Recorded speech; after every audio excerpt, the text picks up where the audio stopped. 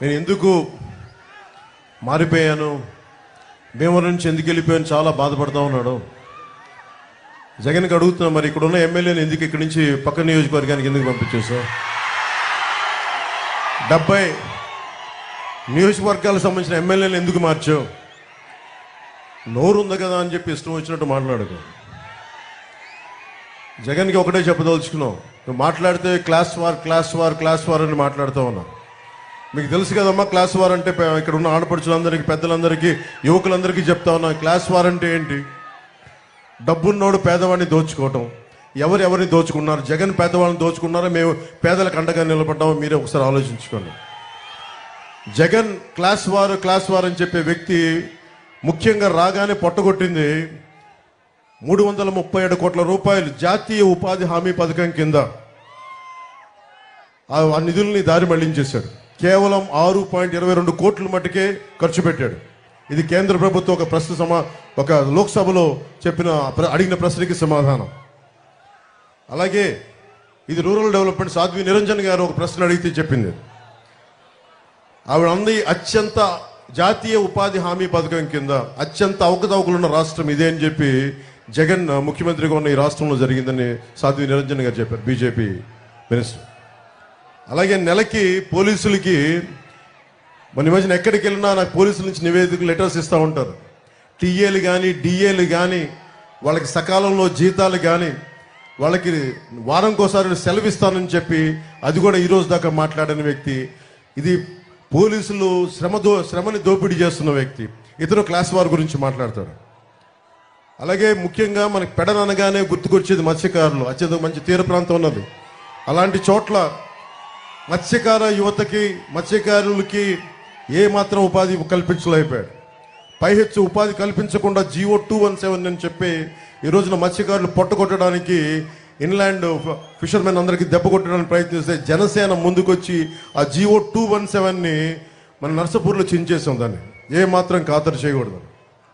అలాగే భవన నిర్మాణ కార్మికుల సంక్షేమ నిధి 450 కోట్ల రూపాయలు, దాదాపు 30 నుంచి 40 లక్షల మంది భవన నిర్మాణ కార్మికుల సంక్షేమ నిధిని దారి మళ్లించి దోపిడీ చేసిన వ్యక్తి. 900 చేనేత సంఘాలకి 80 లక్షల నుంచి 1 కోటి రూపాయల దాకా ఆప్కో నుంచి రావాల్సిన నిధుల్ని రానివ్వకుండా చేసిన వ్యక్తి.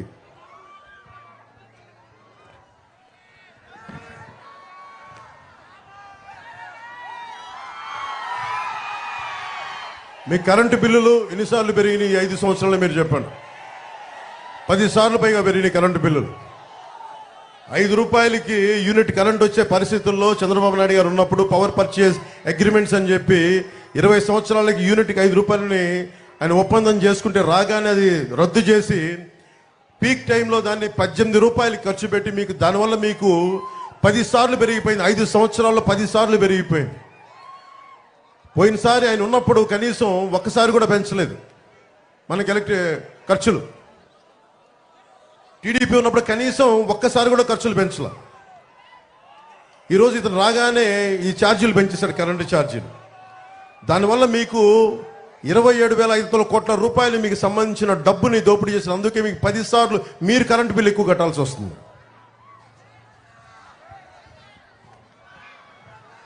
ఇక్కడ ఎమ్మెల్యే దోపిడీ, నేను పోయినసారి జనవాణి కార్యక్రమానికి వచ్చినప్పుడు అతని పేరు మీకేంటో తెలుసు, అతను స్థానిక ఎమ్మెల్యే.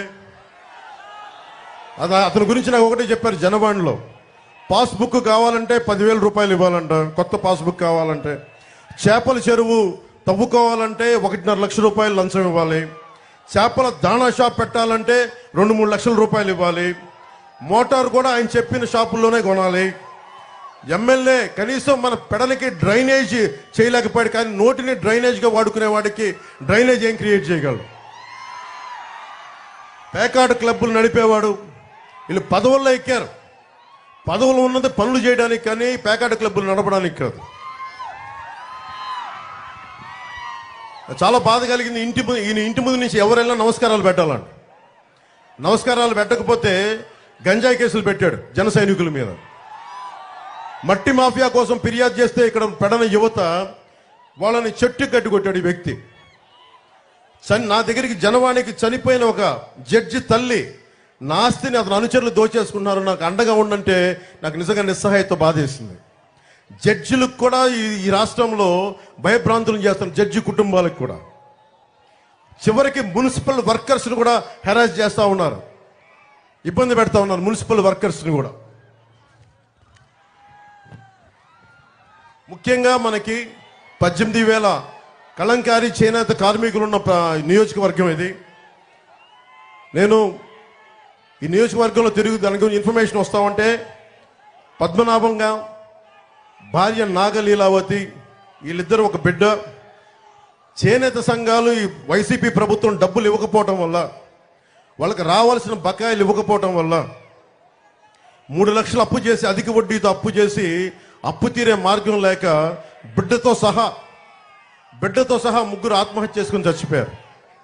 అలాంటి చేనేత చావులు ఉండకూడదు, అదే మా ఆకాంక్ష, అదే మా ఆశయం. చంద్రబాబు గారు, మేము తెలుగుదేశం, జనసేన, భారతీయ జనతా పార్టీ ముఖ్యంగా చేనేత కార్మికులకి, కళంకారీ కార్మికులకి మేము మీకు అండగా ఉంటాం. మీ చేత మేము కన్నీరు పెట్టించాం, మీకు అండగా ఉంటాం. అలాగే కళంకారీ గురించి కూడా మీకు జిఐ ట్యాగ్ ఉంది. మీకు మీ వర్క్ని ఎవరు కూడా దాన్ని కాపీ చేయడానికి లేదు, కాపీ రైట్ ఉన్నది మీకు.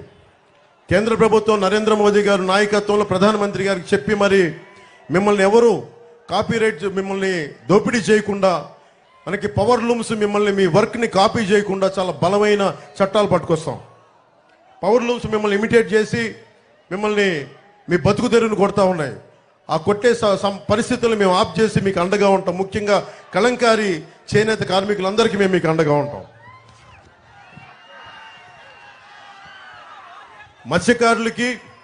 మత్స్యకార సోదరులందరికీ 974 కిలోమీటర్లు మనకి తీర ప్రాంతం మన ఆంధ్రప్రదేశ్లో.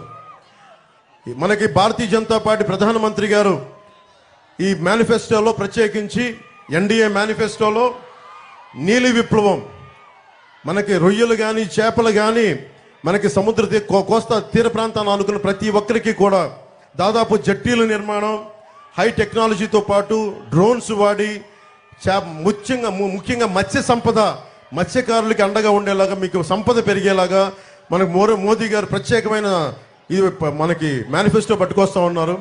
అది మేము చాలా బలంగా ఇంప్లిమెంట్ చేస్తాం, మీకు అండగా నిలబడతాం. అలాగే మహిళలకు కూడా మిమ్మల్ని మీ కాళ్ళ మీద నిలబడేలాగా, మీకు అండగా ఉండేలా మీకు ముఖ్యంగా మహిళలకు ఉంటాం. ముఖ్యంగా రైతాంగం, చాలాసార్లు ఇక్కడ తుఫాన్లు వచ్చినప్పుడు రైతాంగం పెట్టిన కష్టాలకు మేము అన్ని ప్రత్యేకించి చూసాం.